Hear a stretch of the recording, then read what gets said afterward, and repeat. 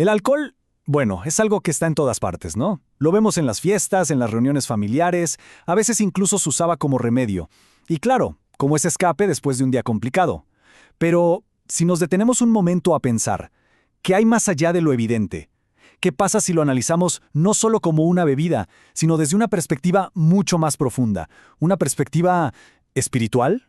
Justamente, esta pregunta es el centro de todo lo que vamos a explorar hoy. Nos invita a pensar que los efectos de esta sustancia van mucho, pero mucho más allá del cuerpo y la mente, que tocan las fibras más íntimas de nuestra conexión espiritual. Es un conocimiento que, según las fuentes que hemos analizado, ha estado ahí, un poco oculto, por siglos. Para poder entender bien su impacto, primero tenemos que hacer un viaje a su origen, que es bastante místico.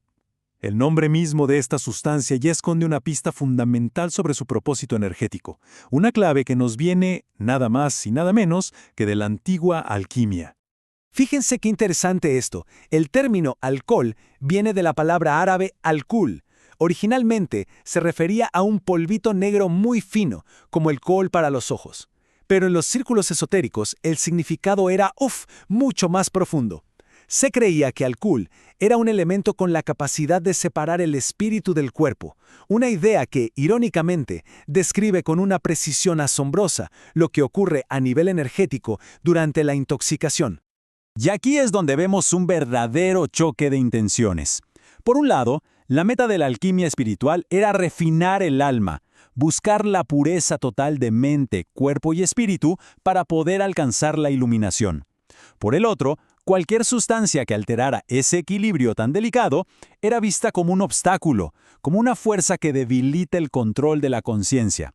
Es, literalmente, la búsqueda de la elevación contra una fuerza que tira hacia abajo.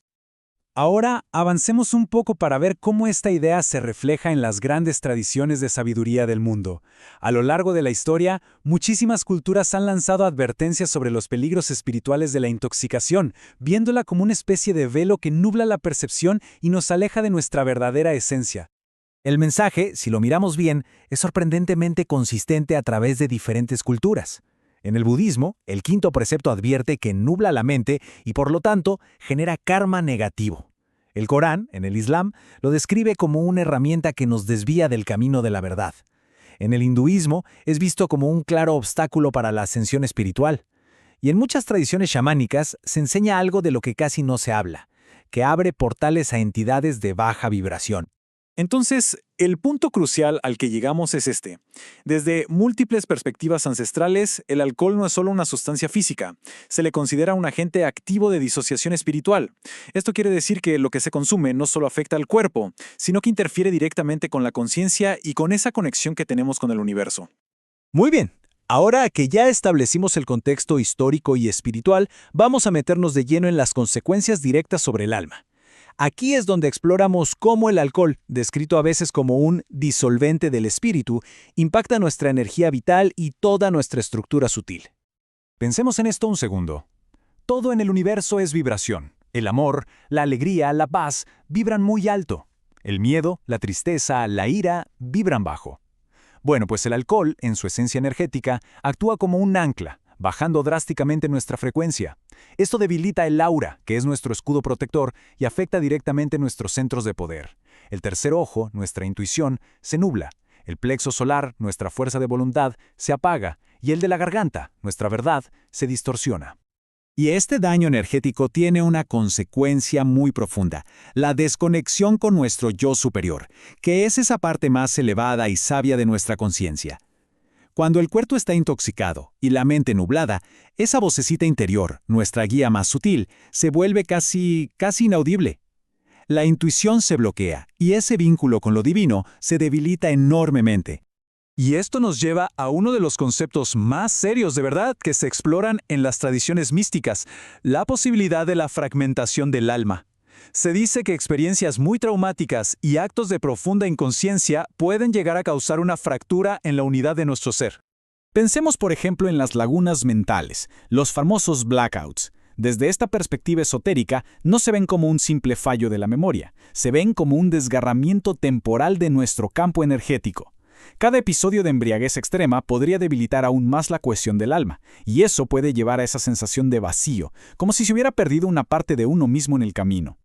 Cuando nuestra vibración personal baja, por la ley de la atracción, empezamos a sintonizar con frecuencias más bajas. Esto se puede traducir en la vida diaria como situaciones caóticas, más conflictos, relaciones inestables.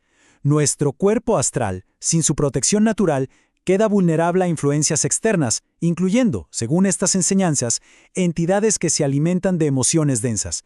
Incluso se dice que a nuestros guías o guardianes espirituales se les dificulta intervenir cuando hemos cedido nuestra voluntad y nuestra conciencia. Pero bueno, después de explorar estas consecuencias tan profundas, la sabiduría esotérica no solo advierte, sino que también ofrece un camino de regreso, y eso es lo importante. Ahora pasamos de la advertencia a la acción. Vamos a explorar herramientas prácticas para sanar, para limpiar el campo energético y recuperar la claridad espiritual. La sanación siempre empieza en el plano físico, porque la pureza del cuerpo es un reflejo de la pureza del alma. Prácticas como el ayuno consciente, por ejemplo, ayudan al cuerpo a eliminar toxinas. Hierbas como el cardo mariano apoyan muchísimo al hígado. Se dice que el agua solarizada recarga nuestra energía vital. Y el silencio consciente es clave para volver a escuchar esa voz interior que fue silenciada. Una vez que la base física está más limpia, se puede empezar a trabajar en el campo energético sutil. Los baños con sal y hierbas son una práctica ancestral para eliminar energías negativas que se van acumulando. Caminar descalzo sobre la tierra, el famoso grounding, ayuda a estabilizar el campo energético. El uso de incienso o fuego sagrado con intención purifica. Y los sonidos de alta vibración, como los de los cuencos tibetanos, ayudan a rearmonizar los chakras. El paso final no es solo limpiar, es reconstruir activamente. Esta etapa se centra en reclamar el poder personal y en restaurar de manera consciente ese vínculo sagrado con lo divino, un vínculo que pudo haberse debilitado o incluso dañado con el tiempo. Aquí el punto clave es la constancia. Restablecer esta conexión profunda no es algo que pase de la noche a la mañana, claro que no. Requiere una práctica dedicada de introspección, de devoción y de apertura espiritual. Es un regreso consciente y deliberado a nuestro poder interior. Y para esto existen técnicas muy poderosas. La oración sincera, venga de la tradición que venga. Meditar con geometría sagrada como la flor de la vida para alinear la conciencia. Visualizar un cordón de luz dorada que nos conecta con la fuente, con el infinito. Y por supuesto, usar afirmaciones de poder para reprogramar el subconsciente como «Mi cuerpo es un templo de energía pura». Y todo esto nos lleva a la conclusión más importante de este recorrido. La verdadera transformación espiritual no se trata simplemente de dejar una sustancia. Se trata de un acto mucho más profundo. Se trata de recuperar la soberanía sobre la propia conciencia, sobre la propia percepción y sobre nuestro destino energético. Al final, todo este conocimiento no busca imponer ni prohibir nada, sino iluminar un camino.